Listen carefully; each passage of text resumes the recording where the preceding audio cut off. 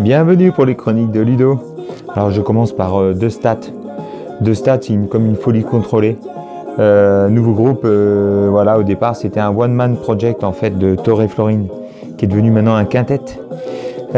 Extravagance, sonore, c'est déroutant. Je pense que c'est du rock qui va diviser les gens. C'est vrai que si j'y vais titre par titre, j'aurais pas le temps, mais bon, on a le premier titre Kitty Kitty avec une rythmique qui martèle, qui assène comme les Chemical Brothers. On a Fake It Till You Make It, qui est une rythmique avec un chant saccadé, mais qui tend vers la pop FM. Tout d'un coup, passe à Mona Lisa, comme une électro-pop rock un peu à la Muse, pop de stade, comme on l'appelle, I'm Out Your Mind, pop et punk, dans une forme dans la diction. Pikachu, très très drôle, Pikachu, je vous conseille, électro à rebond avec des phrases à répétition, avec 3 accords, 3 mots simplement. Phoenix qui est très sombre, très dark. Là, on se rapproche plus de Blur ou de Radiohead avec Diamond Albarn et cette pop éthérée. Bref, moi je les associe un petit peu à Wild Nation et Wormsdurcher en ce moment entre l'électro-rock. Voilà, donc je vous dis une espèce de mélange entre Muse, on y retrouve parfois même du Charlie Winston, du Slave, électro-rock, art pop, iconoclaste, ça va diviser les gens, mais c'est vraiment très très sympa de stats. En moins, ça sort de l'ordinaire, des accroches incroyables, on pourrait dire un espèce de mélange de John Grant et Muse. Voilà. Alors, bon, je passe avec Sneaks. Alors, vous allez me dire encore, oui, du hip-hop alternatif. Ça veut tout rien dire. Une nouvelle petite prodige de la scène rap indépendante. Cette fois-ci, un peu dans l'état d'esprit de ESG à son époque.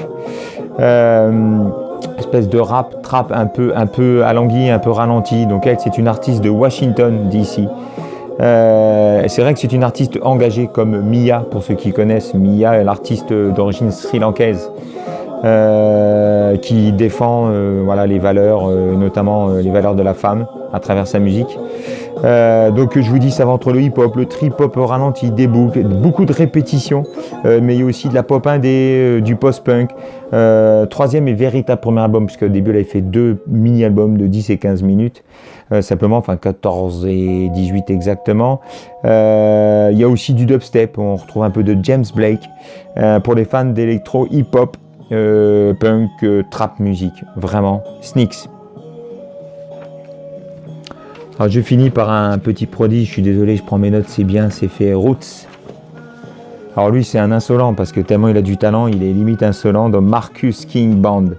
Alors lui, il nous vient de Greenville en fait, en Caroline du Sud, donc là c'est une espèce de blues, rock et soul à souhait dans la voix, et quelle voix. Pour ceux qui aiment les Black Crowes et les frères Robinson, troisième album, il était tant attendu, on s'est dit ouais, les 2 premiers sont déjà excellents, qu'est-ce qu'il va bien pouvoir nous faire?